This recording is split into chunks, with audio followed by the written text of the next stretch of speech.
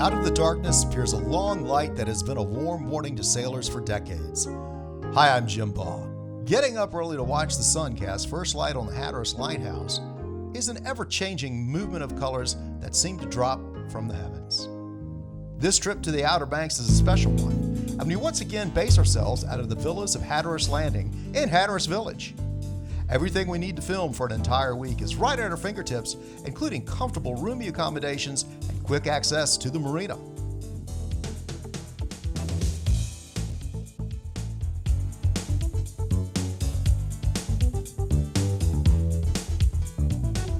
It is here dockside where we met up with today's featured captain, J.T. Barker. Now, J.T. is known as one of the, if not the best dive outfits on the East Coast. JT has a long history of diving wrecks off of Virginia and has been specializing in diving the many wrecks off the Outer Banks, also known as the Graveyard of the Atlantic. Our morning started out early on Captain JT's dive boat, Under Pressure, that has been customized for maximum diving comfort.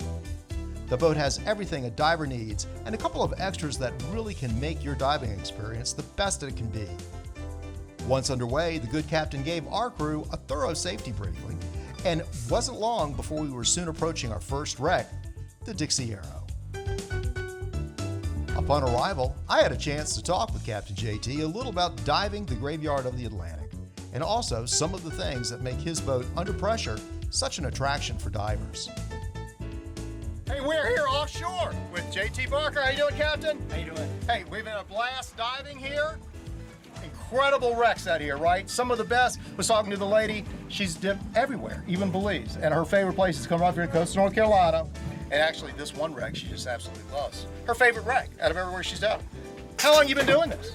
I actually been diving for like 20 years, 25 years, somewhere around there. Okay. And I've been running dive charters and fishing. I started out as a fisherman and then Right. took over with diving. So I'm kind of like got the best of both worlds, as you see here.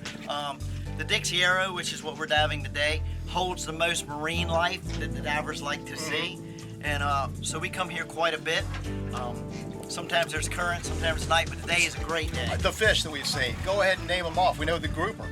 There was grouper, American red snapper, vermilion snapper, African pompano, barracuda, amberjacks, blue runners.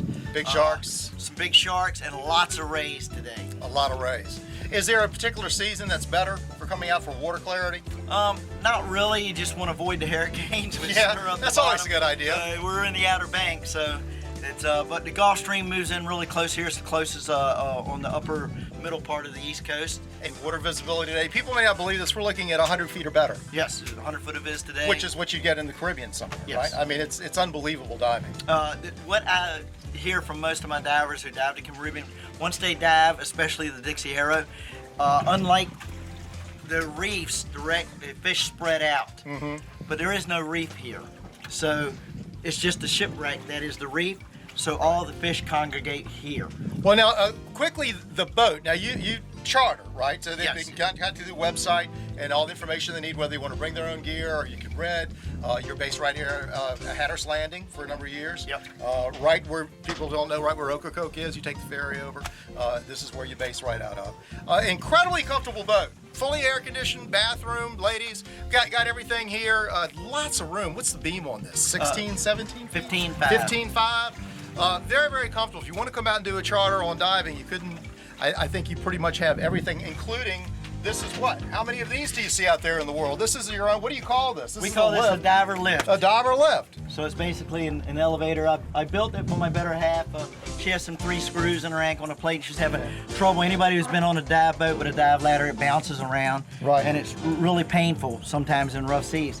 So I built this so it would just go back down like an elevator and bring It you works up. works incredibly well. Yeah, today we did 2 dives. Yes. And is that normal typically on a nice day like this? Typical You'll day we do 2 dives. Wow, and then we're in what, 100 feet? Yep, 90 feet. 90 somewhere. feet. Yep. That's incredible. Today's dive not only included scuba divers, but some free divers as well. Spear fishing while freediving has become a popular sport, and these freedivers were able to dive on our wreck 90 feet down with only 1 breath. Quite amazing. Once we were anchored on the wreck, I immediately noticed that the boat was surrounded with barracuda. And I'm not just talking a few fish here, but these fish were stacked up like cordwood all around us. It was just too much. I could not resist. There was a little break while the scuba divers were getting ready, so JT baited up from the bottom, and we had a little fun with the CUDA. All were released unharmed.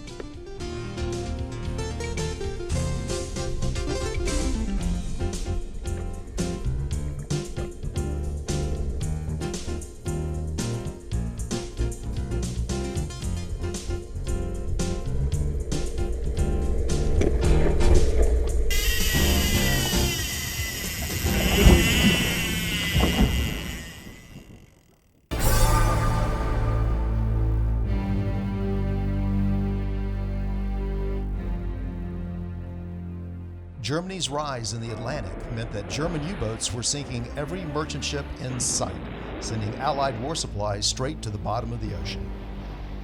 This was an effective strategy up until 1943, when the Allies developed new weapons, code-breaking, and convoy strategies that then turned the tide on the German U-boat success. One such tanker ship that foundered at the hands of the German torpedo was tanker Dixie Arrow, and was carrying 96,000 barrels of crude oil at the time. The Dixie Arrow was approaching Cape Hatteras when German U-boat U-71 sent 3 torpedoes, all exploding into the hull of the Dixie Arrow. The ship was crippled, yet continued to drift, burning through the next day, and eventually sank near the Cape Hatteras minefields. 22 men were rescued, 11 souls were lost. 3,500 merchant ships and 175 warships were sunk by German U-boats in the Great Battle of the Atlantic.